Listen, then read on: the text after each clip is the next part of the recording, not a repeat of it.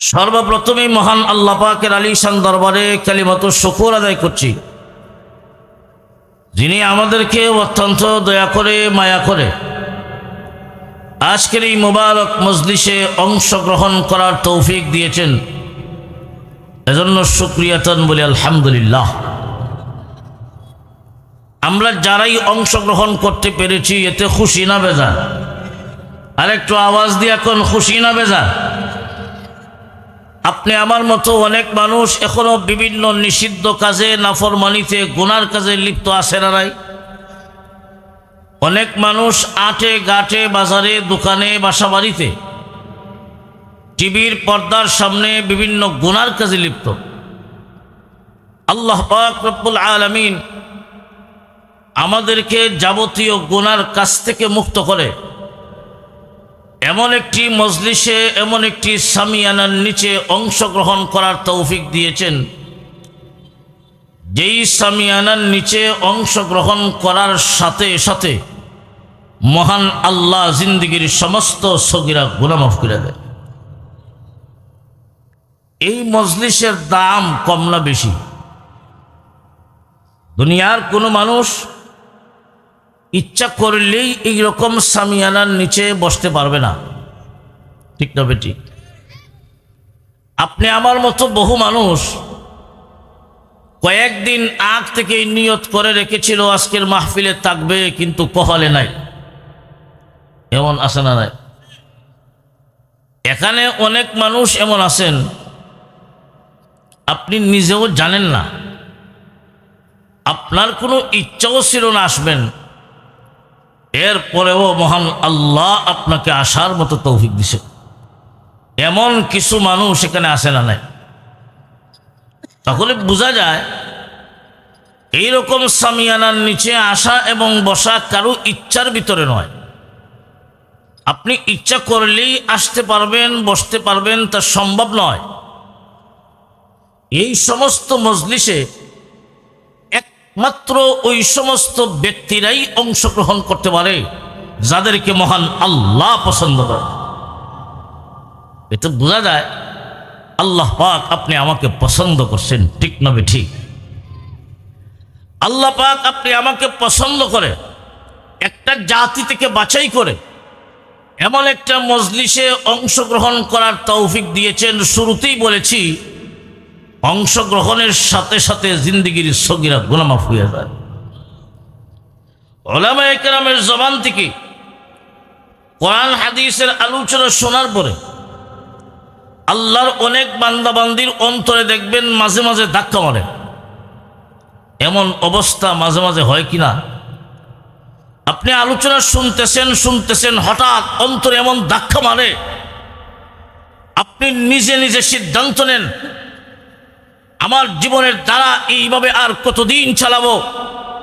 40-50 বছর পার হয়ে গেল, না আমি আমার জীবনের গতি এইভাবে চালাতে পারি না। ওই মজলিসেই আপনি আখিরি মুনাজাতের সময় আল্লাহর কাছে জিন্দেগীর সমস্ত গুনার উপর তওবা করে নেয়। যেই সমস্ত বান্দাবান্দি তওবা করে নেয়, মহান আল্লাহ শুধু সগীরা গুনাহ নয়, তার জিন্দেগীর কবিরা গুনাহ আল্লাহ মাফ করে দেয়। এমনভাবে মাফ করে দেন কাওয়ালাদাত উম্মুহু, যেমন সবে মাত্র মায়ের গর্ভ থেকে দুনিয়ায় ভূমিষ্ঠ হইল। আজকের এই মাহফিল আপনি আমার জিন্দেগীর সগীরা কবিরা, ছোট বড় গুনাহ মাফ হওয়ার জায়গা, ঠিক না বেঠিক? এই গুনাহ মাফের জায়গায় অংশগ্রহণ করাটা বড় ভাগ্যের বিষয়। এজন্য আবারও অন্তঃস্থল থেকে জবান খুলে উচ্চ কণ্ঠে কালিমাতুশ শুকর আদায় করি, সকলে জোরে সোরে বলি আলহামদুলিল্লাহ। প্যারে হাজরিন, আপনারা বিজ্ঞাপন অবশ্যই দেখেছেন, আমার জন্য একটি বিষয় নির্ধারিত। সূরাতুল আসর সর্বসাধারণের কাছে ওয়াল আসরি সূরা হিসাবে পরিচিত। তাই আমি আপনাদের সামনে পবিত্র কোরআন শরীফের আয়াতনের দিক দিয়ে ছোট্ট একখানা সূরাতুল আসর তিলাওয়াত করছি। হুজুরে পাক সাল্লাল্লাহু আলাইহি ওয়াসাল্লামের পবিত্র জবান থেকে নির্গত ছোট্ট একখানা হাদিসে কারিমা পাঠ করছি। আল্লাহ পাক যদি তৌফিক দান করেন, আমার তিলাওয়াতকৃত সূরা এবং নবীজির হাদিসকে সামনে নিয়ে আপনাদের সামনে কিছু সময় দিনে আলোচনা করব। আল্লাহ যেন আমাদের সবাইকে আমলের নিয়তে শোনার তৌফিক দেন। সকলে বলুন আমিন।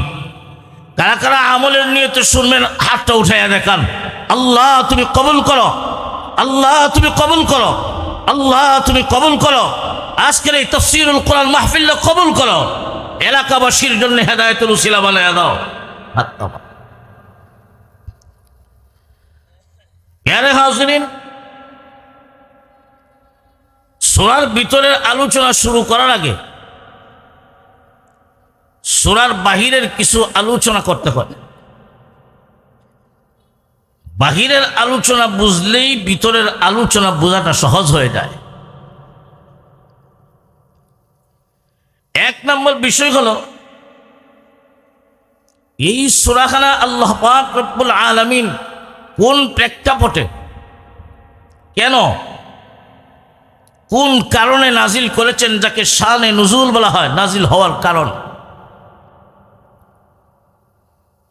দুই নাম্বার, এই সূরাখানা কখন, কোন অবস্থায়, কোন জায়গায় নাজিল হয়েছে। একটা হলো এই সূরাখানা মক্কি সূরা। মক্কাতে আল্লাহ পাক রব্বুল আলামিন বিশ্ব নবীজির কাছে সূরাতুল আসর নাজিল করছেন। সূরাতুল আসর আল্লাহ নাজিল করছেন কোন জায়গায়, কোথায়, কখন? ইসলামের প্রাথমিক যুগে।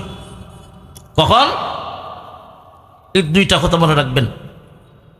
নাজিল করেছেন কোথায়, কখন? ইসলামের প্রাথমিক যুগে। ইসলামের প্রাথমিক যুগ আমরা সবাই জানি।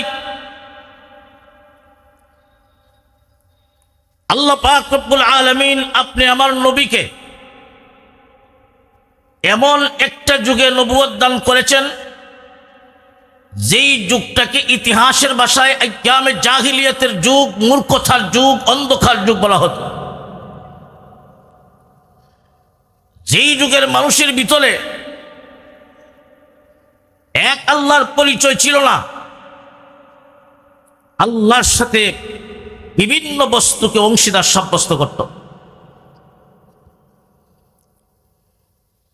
ওই আইয়ামে জাহিলিয়াতের যুগের মানুষদেরকে আল্লাহর পরিচয় তুলে ধরার জন্য মুহাম্মদুর রাসূলুল্লাহ সাল্লাল্লাহু আলাইহি ওয়াসাল্লামকে 40 বছর বয়সে আল্লাহ পাক নবুয়তের মতো মহান দৌলত দান করছেন। 40 বছর পর্যন্ত আপনি আমার নবী আরবি প্রতিষ্ঠিত, আরবি পরিচালিত।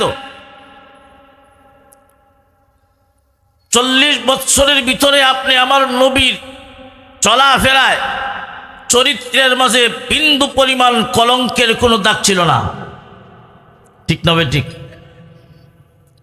40 বছরের জীবন ইতিহাস আপনি আমার নবীর চরিত্র ফুলের মতো পবিত্র।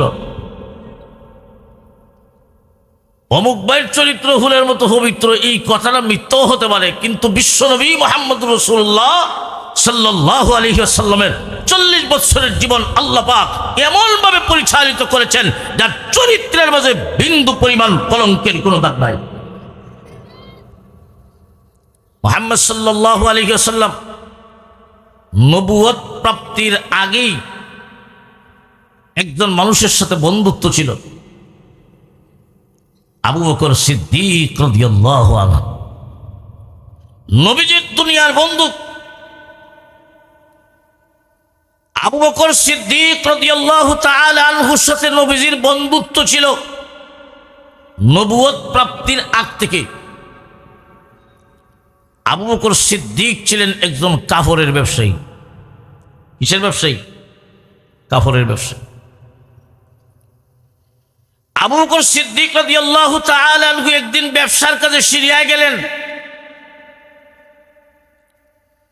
ওই সিরিয়াতে রাত্রে ঘুমাইছেন। ঘুমন্ত অবস্থায় একটা স্বপ্নে দেখলেন। স্বপ্নে দেখেন আকাশের পূর্ণিমার চন্দ্র টুকরো টুকরো হইয়া মক্কার প্রতিটা ঘরে ঘরে এই চন্দ্রের টুকরোগুলা প্রবেশ করছে। এই স্বপ্নের ব্যাখ্যা জিজ্ঞাসা করার জন্য এক ইহুদি আলেমের কাছে গেলেন।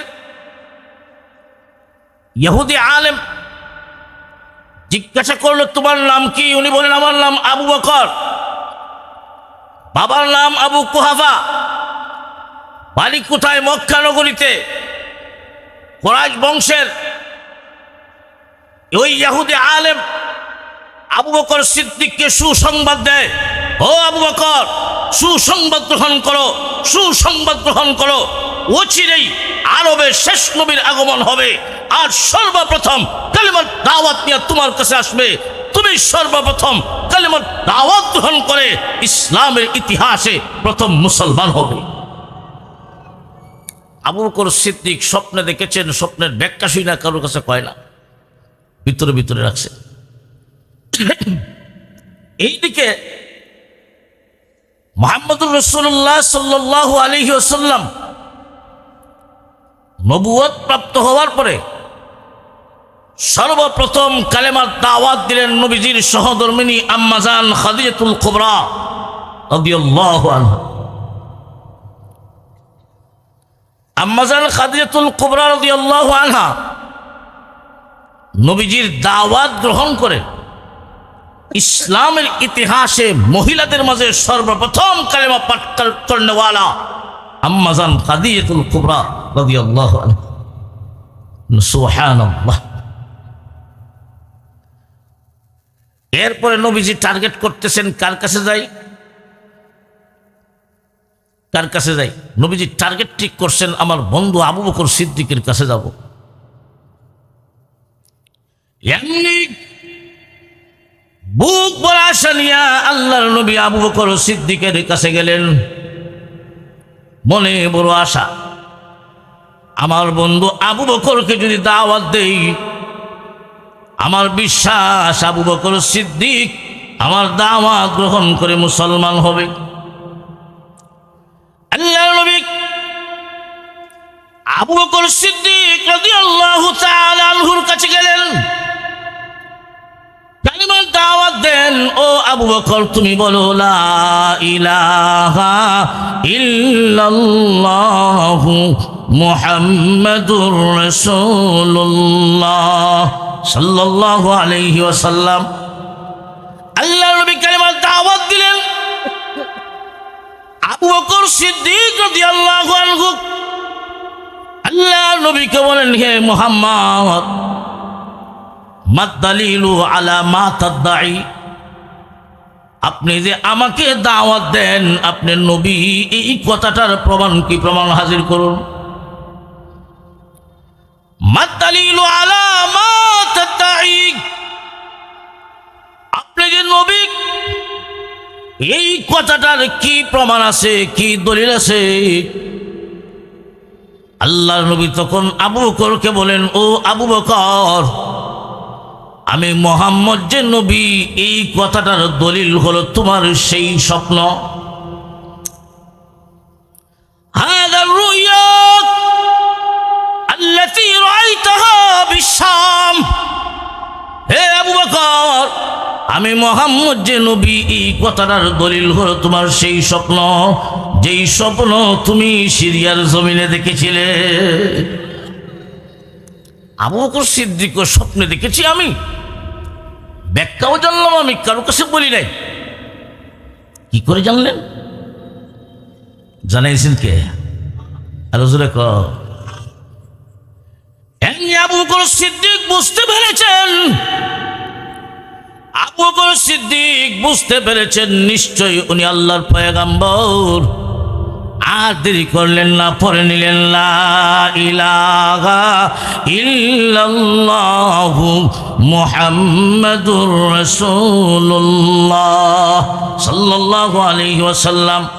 পুরুষদের মধ্য থেকে সর্বপ্রথম কালেমা পাঠ করেছেন সিদ্দিক আকবর রাদিয়াল্লাহু আনহু। আর বালকদের মাঝে সর্বপ্রথম কালেমা পাঠ করছেন হযরত আলী রাদিয়াল্লাহু আনহু। আবু বকর সিদ্দিক যখন মুসলমান হলেন, আল্লাহ নবীকে বলেন, ওগো নবী, আমি যেহেতু এখন কালেমা পাঠ করে নিয়েছি, আমি যেহেতু ইসলাম গ্রহণ করেছি, এক আল্লাহর উপর বিশ্বাস স্থাপন করেছি, আপনি বলুন এখন আমাকে কি করতে হবে, আমার কাজ কি? আপনি বলুন আমার কি দায়িত্ব? আমি যেহেতু মুসলমান, আমি যেহেতু ইমানদার, আল্লাহর পক্ষ থেকে আমার উপর কি দায়িত্ব আছে আপনি বলুন। আমি যে মুসলমান ইমানদার হওয়ার কারণে আল্লাহর পক্ষ থেকে কিছু দায়িত্ব আছে না নাই? আরো জোরে। আবু বকর সিদ্দিক বলেন, আমার কি দায়িত্ব?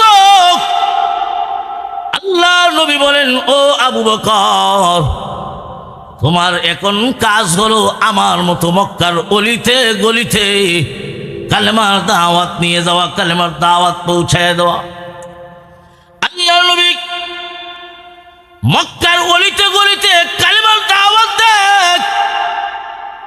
ইয়া আইয়ুহান নাস কুলু লা ইলাহা ইল্লাল্লাহু তুফলিহুন। হে দুনিয়ার মানুষেরা, হে মক্কার মানুষেরা, তোমরা বলো লা ইলাহা ইল্লাল্লাহ, আল্লাহ ছাড়া কোনো মাবুদ নেই। তুফলিহুন, তবেই তোমরা সফল, দুনিয়ায় সফল, পরকালেও সফল। ওরে আবু বকর, এখন তোমার কাজ হলো আমার মতো মক্কার অলিতে গলিতে এই কালেমার দাওয়াত নিয়ে যাওয়া, এই কালেমার দাওয়াত পৌঁছাইয়া দেওয়া, মানুষের কাছে এই কালেমার দাওয়াত দেওয়া। ইয়া আইয়ুহান নাস কুলু লা ইলাহা ইল্লাল্লাহু তুফলিহুন। আবু বকর সিদ্দিক রাদিয়াল্লাহু তাআলা আনহু, শুরুতেই বলেছিলাম উনি ছিলেন কাপড়ের ব্যবসায়ী। কি ছিলেন মনে আছেন আপনারা? আবু বকর সিদ্দিক এখন ব্যবসা বাদ দিয়া মক্কার অলিতে গলিতে আল্লাহর নবীর মতো কালেমার দাওয়াত দেয়, মানুষের কাছে যায়, ঘরে যায়, রাস্তায় দাঁড়ায় দাওয়াত দেয়, ঘরে গিয়া দাওয়াত দেয়। ইয়া আইয়ুহান নাস কুলু লা ইলাহা ইল্লাল্লাহু তুফলিহুন।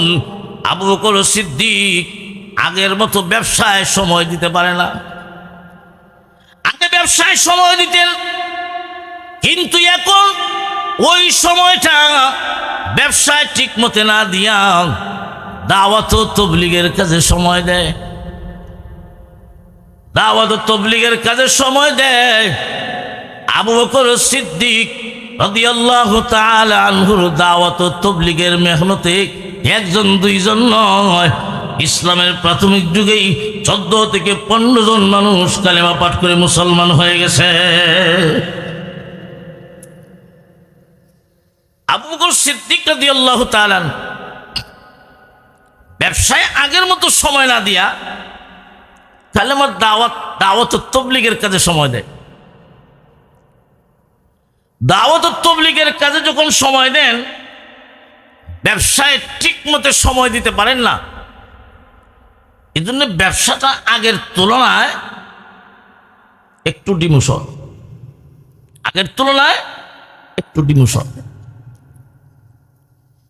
আবু বকর সিদ্দিক রাদিয়াল্লাহু তাআলা আনহুর ব্যবসায়িক সূত্রে আরেকজন বন্ধু ছিল, নামটা ভালো করে মনে রাখবেন, কালাদা ইবনে উসাইদ বা কালদা ইবনে উসাইদ। আবু বকর সিদ্দিকের ব্যবসায়িক সূত্রে বন্ধু। ওই কালাদা ইবনে উসাইদ আবু বকর সিদ্দিককে বলে, ও আবু বকর,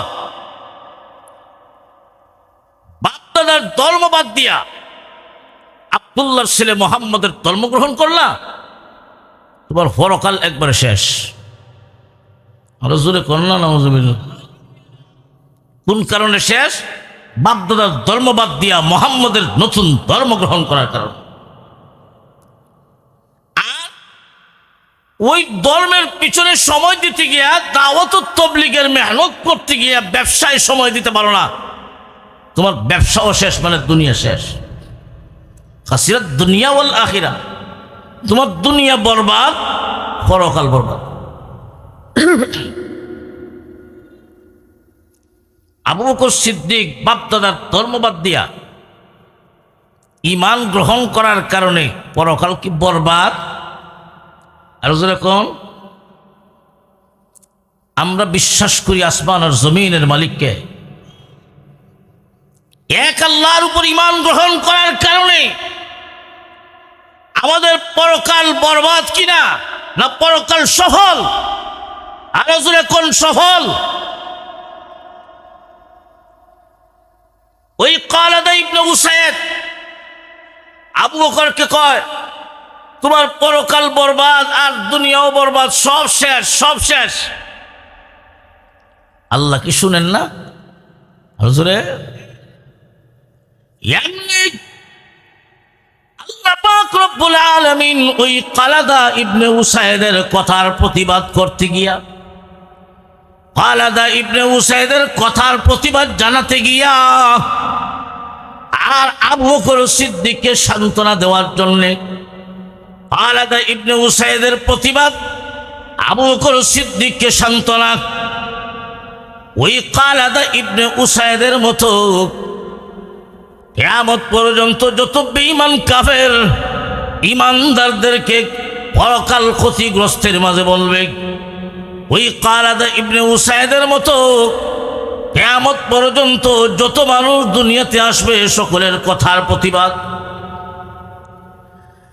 আবু বকর সিদ্দিকের মতো যত মানুষ এক আল্লাহর উপর বিশ্বাস স্থাপন করবে তাদের সবাইকেই সান্ত্বনা।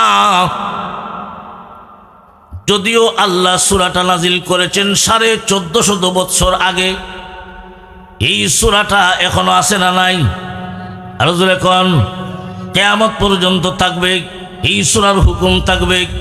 আল্লাহ পাক রব্বুল আলামিন 1450 বছর আগে ওই কালাদা ইবনে উসাইদের কথার প্রতিবাদ করতে গিয়া আর আবু বকর সিদ্দিককে সান্ত্বনা দিতে গিয়া আমার তিলাওয়াতকৃত সূরা সূরাতুল আসর আল্লাহ নাজিল করছে। কালাদা ইবনে উসাইদের প্রতিবাদ আর আবু বকর সিদ্দিককে সান্ত্বনা।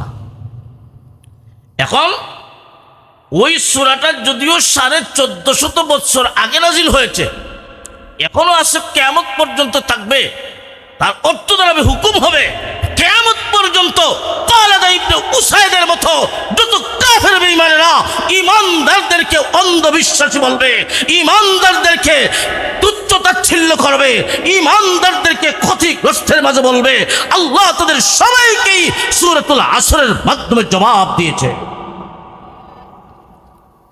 আর আবু বকর সিদ্দিকের মতো যারা ঈমান আনছে,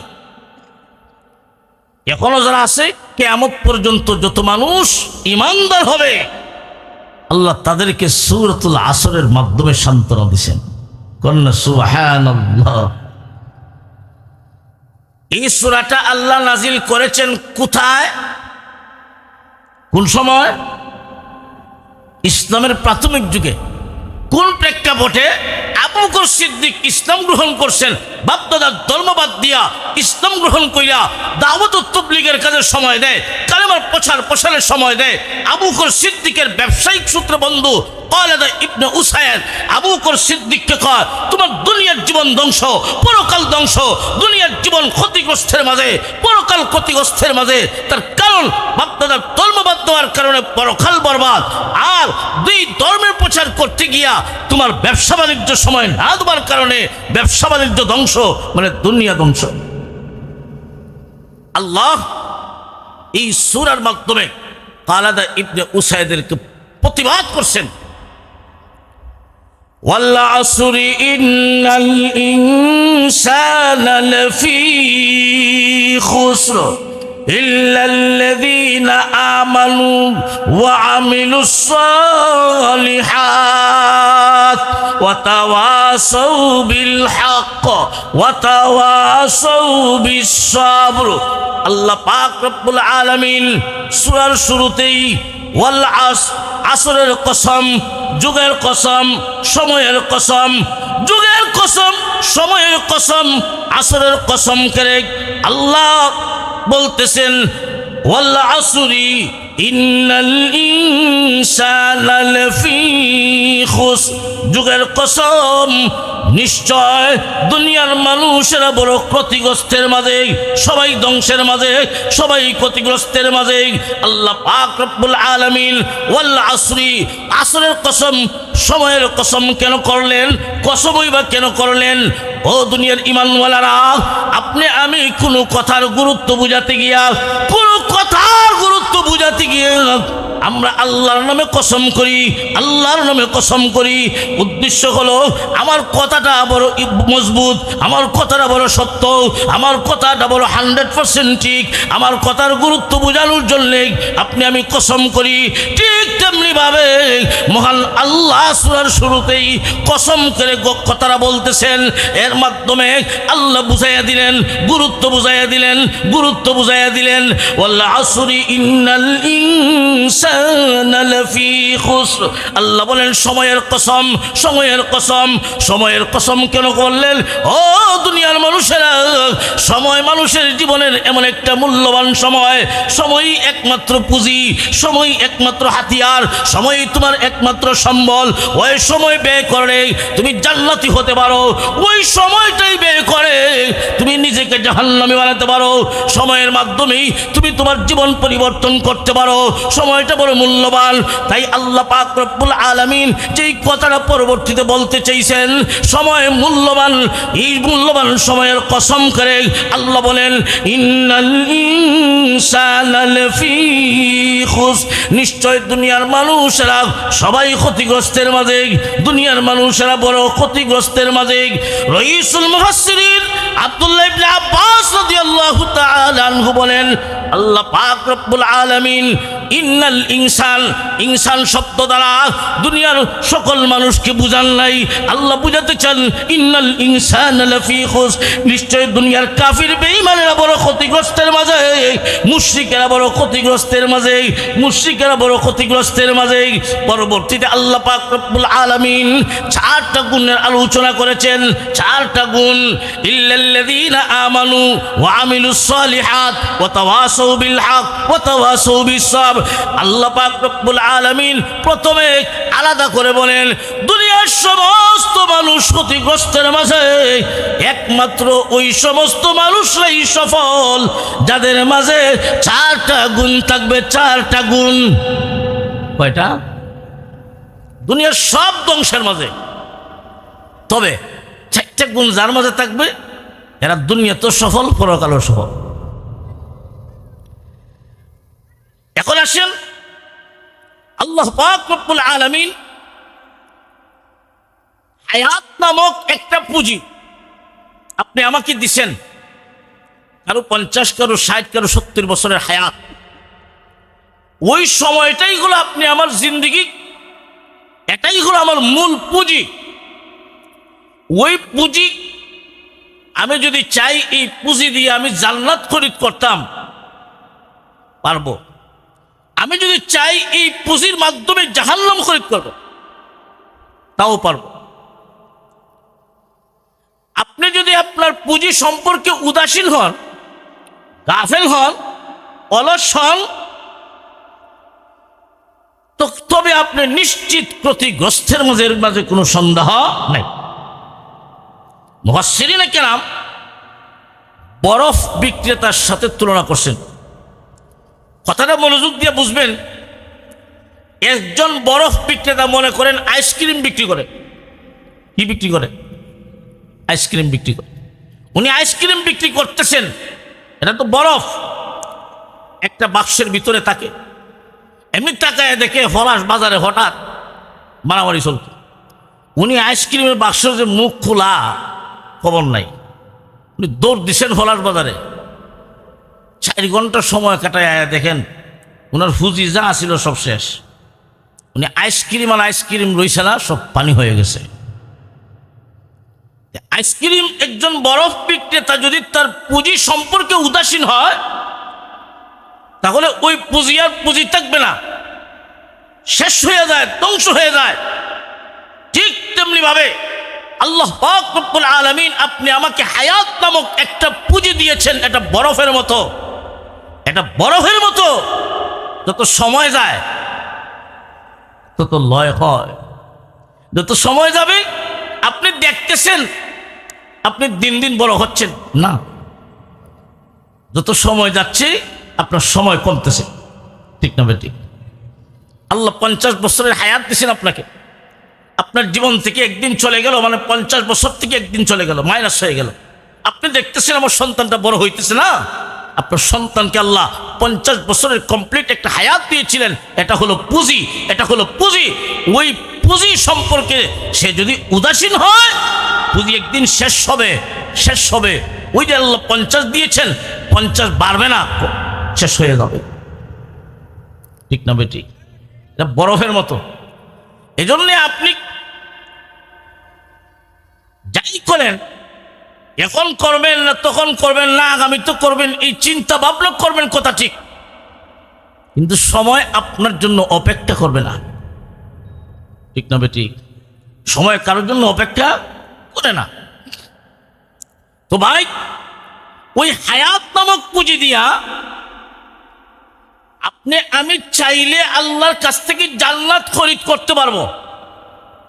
আল্লাহ বলেন তোমাকে হায়াত নামক পুঁজি দিলাম, ওই পুঁজি দিয়া তুমি ব্যবসা করতে পারবা। আল্লাহ কোরআনের এক আয়াতে বলেন ইন্নাল্লাহা আশতারা মিনাল মুমিনিনা আনফুসাহুম ওয়া আমওয়ালাহুম বিআন্না লাহুমুল জান্নাহ। আল্লাহ বলেন নিশ্চয় নিশ্চয় আমি মুমিনের কাছে আমার জান্নাত বিক্রি করব, মুমিনের কাছে আমার জান্নাত বিক্রি করব। বিনিময় কি? মুমিনের জান এবং মালের বিনিময়ে, জান এবং মাল। মুমিনরা যদি আমাকে তার জান এবং মাল দেয়, আমি আল্লাহ তাদের কাছে জান্নাত বিক্রি করব। এটা হলো একটা অর্থ। আর একটা অর্থ হলো আল্লাহ বলেন আমি মুমিনের জান এবং মাল খরিদ করব, বিনিময়ে দিব জান্নাত। সুবহানাল্লাহ। জান এবং মাল কাট দেওয়া, আরো জোরে কম। আল্লাহর সাথে জান্নাত খরিদ করার ব্যবসায় দুনিয়ার সকল বনি আদম অংশগ্রহণ করতে পারবে না। আল্লাহর সাথে জান্নাত খরিদ করতে গেলে আপনি আমার সমাজে যে যত বড় ব্যবসায়ী হয় তার ব্যবসায়িক সার্টিফিকেট লাইসেন্স তত বড় হয়। ঠিক না বেঠিক? আপনি গ্রামের বাজারে ব্যবসা করতেছেন, ট্রেড লাইসেন্স ছাড়াই ব্যবসা করতে পারবেন। শহরে যান, ট্রেড লাইসেন্স অত্যাবশ্যকীয়। ঠিক না বেঠিক? তাহলে যত বড় ব্যবসায়ী হবেন তার ব্যবসায়িক লাইসেন্সটা তত বড় হবে। আপনি আমি আল্লাহর সাথে জান্নাত খরিদ করার ব্যবসায় অংশগ্রহণ করব, এই ব্যবসায়িক লাইসেন্স দরকার আছে না নাই? ওই ব্যবসায়িক লাইসেন্সের নাম হলো ঈমান। ঈমান নামক লাইসেন্স যাদের আছে, ঈমান নামক দৌলত যাদের আছে, ঈমান নামক সার্টিফিকেট যাদের আছে, আল্লাহর সাথে জান্নাত খরিদ করার ব্যবসায় তারাই অংশগ্রহণ করতে পারবে। যাদের ঈমান নাই এরা আল্লাহর কাছে জান এবং মাল দিলেও জান্নাত পাবে না। দুনিয়াবাসী, আমি আল্লাহ ঈমানদারদের সাথে ব্যবসা করব, জান্নাত দিব, আমার জান্নাত বিক্রি করব ঈমানদারের কাছে। বিনিময়ে ঈমানদাররা তাদের জান এবং মাল যদি আমাকে দেয়, দুনিয়ার মানুষের ওই জান এবং মাল ওই সময়টার ভিতরেই হয়। আল্লাহ পাক আপনি আমাকে হায়াত নামক যে পুঁজি দিয়েছেন, হায়াত নামক পুঁজি, ওই হায়াতের ভিতরেই আমার জীবনের ভিতরেই আমি চাইলে আমার জান আল্লাহকে দিতে পারি, আমি চাইলে আমার মাল আল্লাহকে দিতে পারি।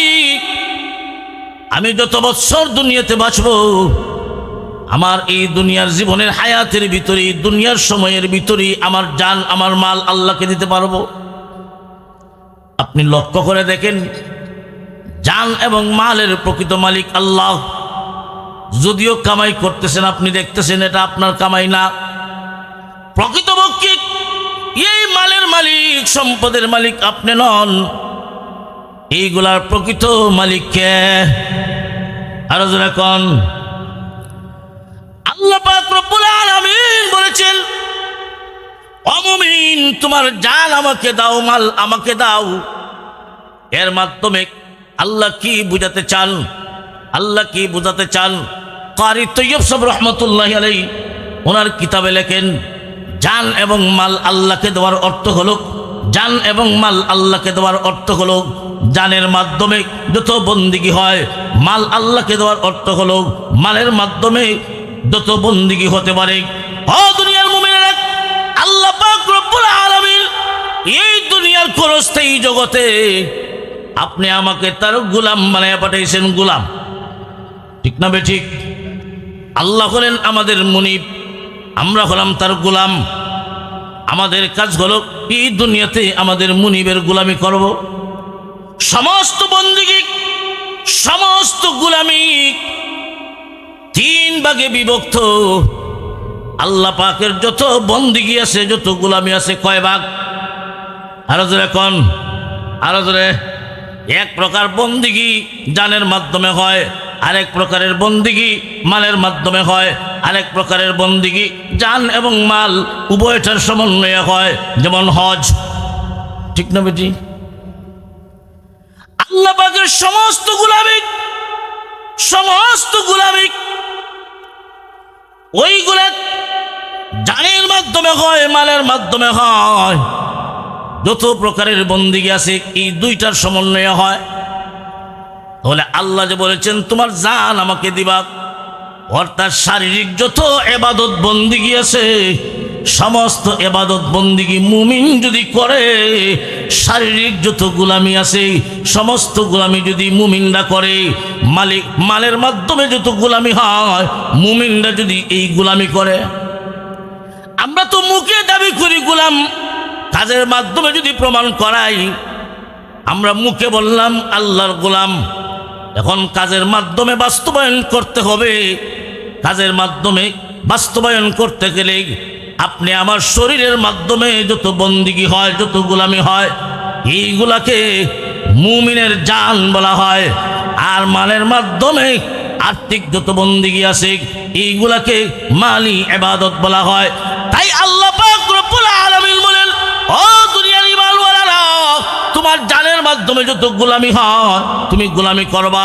ও মুমিনরা, তোমার মালের মাধ্যমে যত বন্দিগি হয় এই বন্দিগি করবা। আমি আল্লাহ কথা দিলাম আমার তৈরি জান্নাত তোমাদেরকে দান করব। আল্লাহ পাক রব্বুল আলামিন মুমিনের কাছে তার জান্নাত দিবেন কিসের বিনিময়ে? মুমিনের জান এবং মালের বিনিময়ে। জানের বিনিময়ে কথার অর্থ হলো শারীরিক যত ইবাদত বন্দিগি আছে এইগুলা যদি মুখে দাবি করে আর কাজে বাস্তবায়ন করতে পারে, মালি ইবাদত মালের মাধ্যমে যত বন্দিগি হয় এই বন্দিগি যদি করে, আল্লাহ পাক রব্বুল আলামিন বলেন আমার তৈরি জান্নাত তোমাকে দান করব। এখন আল্লাহ পাক রব্বুল আলামিন ওই সূরাতুল আসরের শুরুতে বলেন, দুনিয়ার সব মানুষ ক্ষতিগ্রস্তের মাঝে। রইসুল মুফাসসিরিন আব্দুল্লাহ ইবনে আব্বাস বলেন, সব নয়, একমাত্র কাফির মুশরিক যারা আছে, আল্লাহ চিনে না, আল্লাহ মানে না, এমন মানুষ এই দুনিয়াতে যারা আছে, এরাই দুনিয়াতেও বিফল, পরকালেও বিফল। ঠিক না বেঠিক? আর জোরে কোন ঠিক না বেঠিক? মুমিনরা বিফল নয়, মুমিনরা সফল। মুমিনরা সফল। মান ক্বালা লা ইলাহা ইল্লাল্লাহু দাখালাল জান্নাহ আও কামা ক্বালা আলাইহিস সালাতু ওয়াস সালাম। আল্লাহর নবী বলেন, যে লোক এই কথাটা বলবে লা ইলাহা ইল্লাল্লাহ, মুখে স্বীকার করবে একটাকে ইকরার বিল লিসান বলা হয়, আর অন্তরে বিশ্বাস করবে তাসদীক বিল জিনান, অন্তরে বিশ্বাস করে লা ইলাহা ইল্লাল্লাহ, আর মুখে স্বীকার করে লা ইলাহা ইল্লাল্লাহ।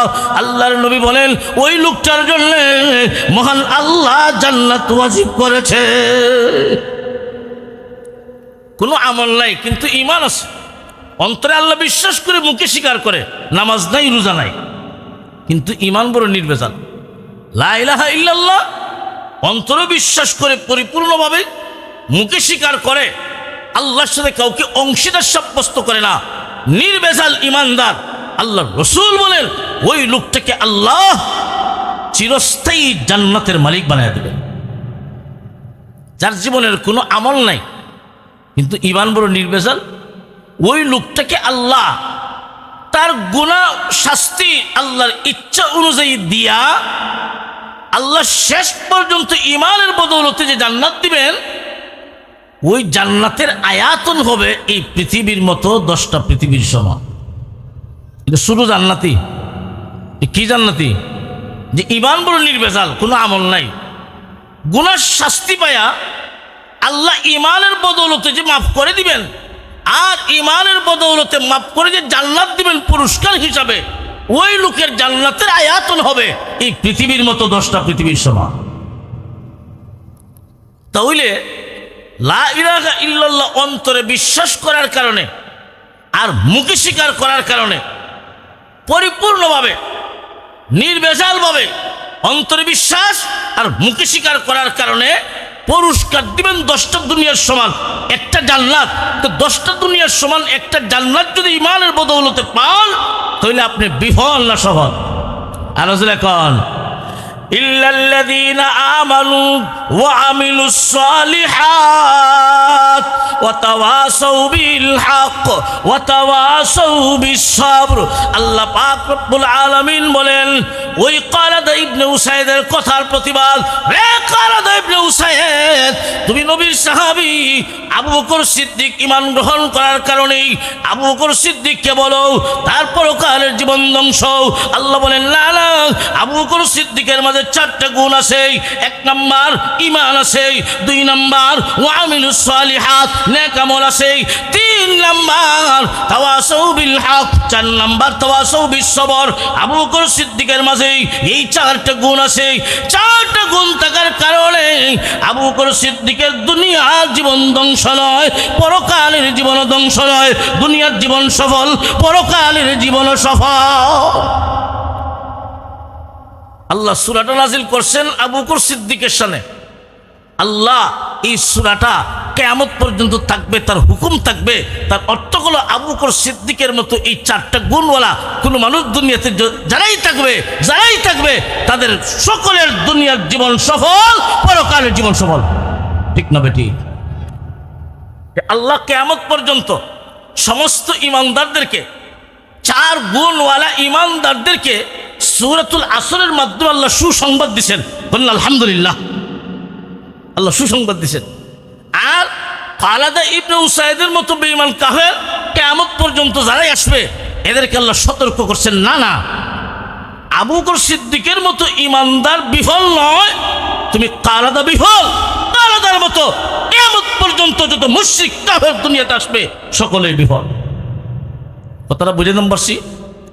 আল্লাহ বলেন সময়ের কসমকে আল্লাহ বলেন নিশ্চয় দুনিয়ার ওই সমস্ত মানুষ বড় ক্ষতিগ্রস্তের মাঝে যারা ঈমান আনে না, আমি আল্লাহকে বিশ্বাস করে না, আমার সাথে অংশীদার সাব্যস্ত করে, এরার দুনিয়ার জীবন ধ্বংস, পরকালের জীবন ধ্বংস। আর এই আসমানের নিচে জমিনের উপরে 4টা গুণওয়ালা যারা থাকবে এদের দুনিয়ার জীবন সফল, পরকালের জীবন সফল। এখন আসেন এই 4টা গুণ। والعصر إن الإنسان لفي خسر إلا الذين آمنوا। আল্লাহ বলেন 1 নম্বর হলো যারা ঈমান আনবে। কি আনবে? ঈমান কাকে বলে? ঈমান হলো বিশ্বাসের নাম। ঈমান কোন জিনিসের নাম? আরো যারা কোন জিনিসের নাম? কয়েকটা জিনিস, কয়েকটা বিষয়ের উপর বিশ্বাস স্থাপন করলে ইমানদার হওয়া যায়।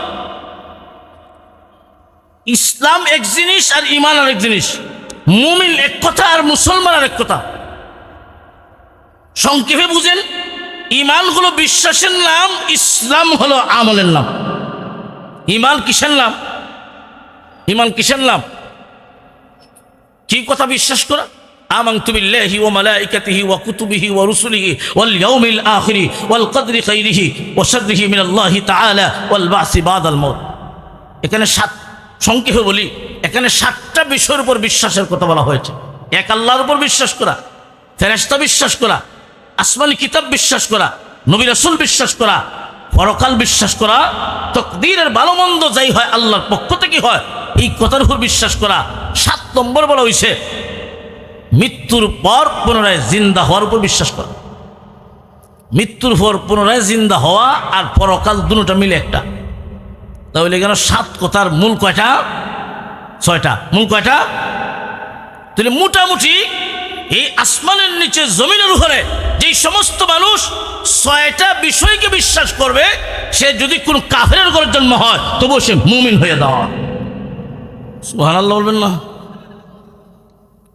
আপনি যদি দেখেন আপনার ভিতরে 6 গুণের কোনো 1 গুণ কমতি আছে, আপনি ইমানদার নন। তাওবা করে অবশ্যই 6 গুণ অর্জন করে পরিপূর্ণ মুমিন হওয়া লাগবে। যেমন 6 কথার মাঝে একটা কথা হলো ওয়া রুসুলিহি, সমস্ত নবী রাসূলগণ সত্য। নবুয়তের দ্বারা বাবা আদম আলাইহিস সালাতু ওয়াস সালাম থেকে শুরু হয়, শেষ হয় বিশ্ব নবী মুহাম্মদুর রাসূলুল্লাহ সাল্লাল্লাহু আলাইহি ওয়াসাল্লাম। আহলুস সুন্নাত ওয়াল জামাতের আকীদা হলো আমাদের নবীর ব্যাপারে আমাদের আকীদা কেমন রাখতে হবে। 1 নাম্বার, আমাদের নবীর ব্যাপারে আমাদের আকীদা রাখতে হবে আমাদের নবী হলেন শ্রেষ্ঠ নবী। 2 নাম্বার, সর্বশেষ নবী। 2 নাম্বার, শ্রেষ্ঠ নবীর সাথে সাথে সর্বশেষ নবী। এখন কোন মুসলমান যদি কয় না মুহাম্মদ সাল্লাল্লাহু আলাইহি ওয়াসাল্লাম শেষ নবী নন, শেষ নবী মানে না, ঈমান থাকবে? কেন থাকবে না? তার কারণ বলতে গেলে আমরা আসমানি কিতাব বিশ্বাস করি, ঠিক না বেটি? আসমানি কিতাব সর্বশ্রেষ্ঠ কিতাব কোরআন, মুসলমান হিসেবে জানা থাকা দরকার।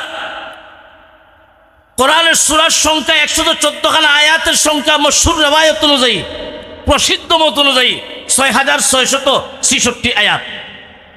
কোন মুসলমান যদি কয় 6665 আয়াত মানি, একটা আয়াত মানি না, কত আপনারা দেন, ঈমান থাকবে? কোরআনের এক আয়াত আছে, মা কানা মুহাম্মাদুন আবা আহাদিম মির রিজালিকুম ওয়ালাকিন রাসূলুল্লাহি ওয়া খাতামান নাবিয়্যিন। আল্লাহ বলেন মুহাম্মদ সাল্লাল্লাহু আলাইহি ওয়াসাল্লাম কোন পুরুষের পিতা নন, তিনি সর্বশেষ নবী, সর্বশেষ রাসূল। সর্বশেষ নবী ও রাসূল, এই কথা আল্লাহ কোরআনের আয়াতে সার্টিফিকেট দিয়েছেন, ঠিক না বেঠিক? এখন আপনি আমার মতো কোনো মুসলমান যদি মানে না, ঈমান থাকবে? বর্তমান বাংলাদেশে কেন সারা পৃথিবীর বিভিন্ন দেশে একটা দল হিসাবে মুসলমান সবাই জানে,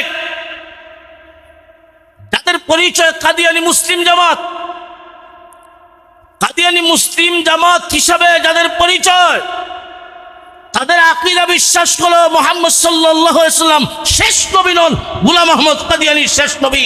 আপনার জবাব দেন, ঈমান আছে না কাফের? কাদিয়ানীরা কাফের, কাফের, কাফের, কাফের, কাফের। কেন? আপনি আমার নবীকে শেষ নবী না মানার কারণে, ঠিক না বেঠিক? শেষ নবী মানা এটা ঈমান, শেষ নবী বিশ্বাস করা এটা ঈমান, ঠিক না বেঠিক? ও ভাই, ওই যে বলেছিলাম 6টা কথার উপর বিশ্বাস করার নাম হলো ঈমান। এই কথাটার আরেকটা দলিল মুহাদ্দিসিনে কেরামের নিকট হাদিসে জিব্রাইল নামে পরিচিত একখান হাদিস। আমি যে পয়েন্ট আপনাদেরকে বোঝাতে চাই, জিব্রাইল আলাইহিস সালাতু ওয়াস সালাম একদিন নবীজির কাছে আইসা বলেন, আখবিরনি আনিল ঈমান। লম্বা ঘটনা, আমি সংক্ষেপে যে পয়েন্টটা বোঝাতে চাই, হে মুহাম্মদ সাল্লাল্লাহু আলাইহি সাল্লাম, ঈমান কাকে বলে?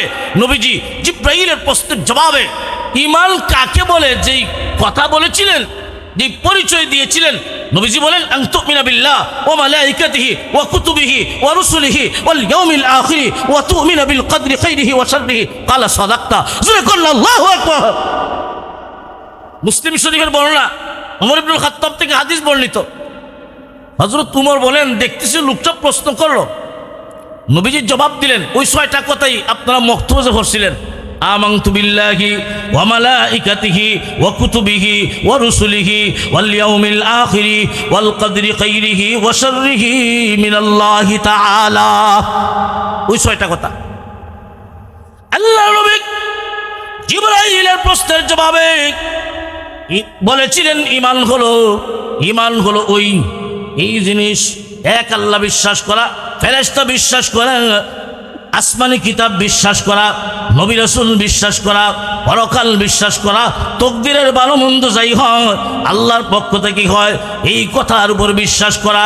এই 6টা গুণ যদি কোনো দুনিয়ার মানুষ কাফেরের ঘরে জন্ম নেয়, কোনো হিন্দু লোক এই 6টা কথা যদি বিশ্বাস করে পরিপূর্ণভাবে, কোন মুশরিক কাফেরের ঘরে জন্ম হইয়া এই 6 কথায় যদি বিশ্বাস করে এই দুনিয়াতে তাদেরকেই মুমিন বলা হয়।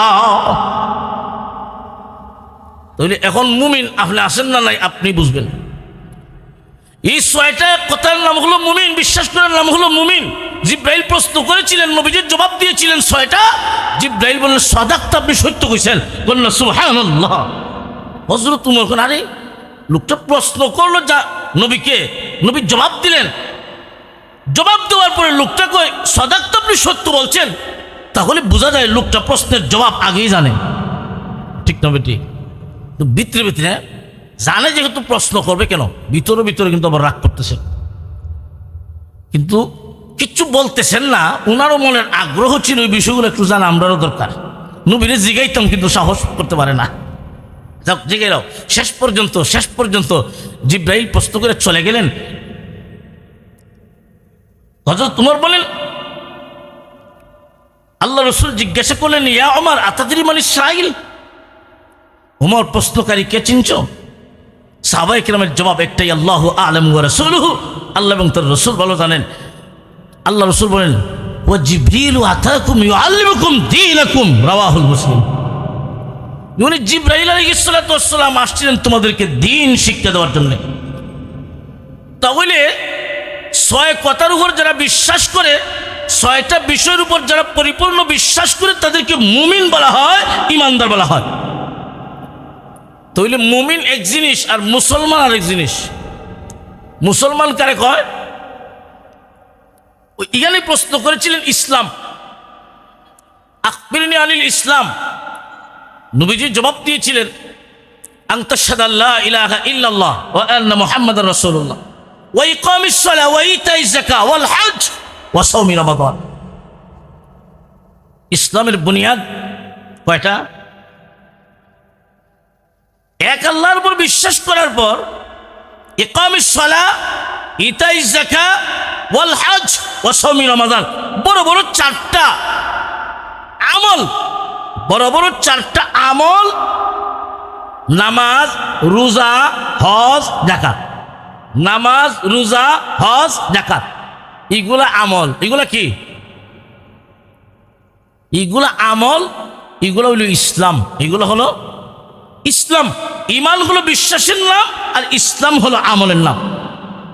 তবে একটা ছাড়া আরেকটা পরিপূর্ণ হয় না, একটা ছাড়া আরেকটার কোনো দাম নাই। যেমন এক লোক আল্লাহ বিশ্বাস করে, ফেরেশতা বিশ্বাস করে, 6টা বিষয়ের উপর বিশ্বাস করে, কিন্তু আমল নাই, তার মানে ইমানদার ঠিক পরিপূর্ণ ইমানদার না। কথাটা বুঝাইতাম পারছি? এক লোক ইমান নাই, নামাজ পড়ে, যাকাত দেয়, এগুলোর কোন দাম আছে? ভালো কাজ করে, এগুলোর কোন দাম আছে না। ইমান ছাড়া আমলের মূল্য নাই, আর আমল ছাড়া ইমান পরিপূর্ণ হয় না, ঠিক না বেটি? আল্লাহ বলেন 4টা গুণে যারা গুণান্বিত এই দুনিয়ায়, 1 নাম্বার হলো ইল্লাল্লাযীনা আমানু, যারা ঈমান আনবে। কয়টা বিষয়ের উপর? মোটামুটি 6টা। কয়টা? আমার কথা বুঝেন না আপনারা? একটু জবাব দেন, কয়টা? ছয়, ইল্লাল্লাযীনা আমানু, এক নাম্বার হলো এই আসমানের নিচে জমিনের উপরে যেই সমস্ত মানুষ আমি আল্লাহকে এক বলে বিশ্বাস করবে, ছয়টা কথার উপর যারা বিশ্বাস করবে এদেরকে ঈমানদার বলা হয়। আপনি যা বিশ্বাস করবেন এইগুলা চোখে দেখা যায় না, ধরতে পাওয়া যায় না। ঈমান এমন একটা জিনিস চোখে দেখা যায় না, ধরতে পাওয়া যায় না। এই পৃথিবীতে যত বস্তু আছে সকল বস্তু দুই ভাগে বিভক্ত।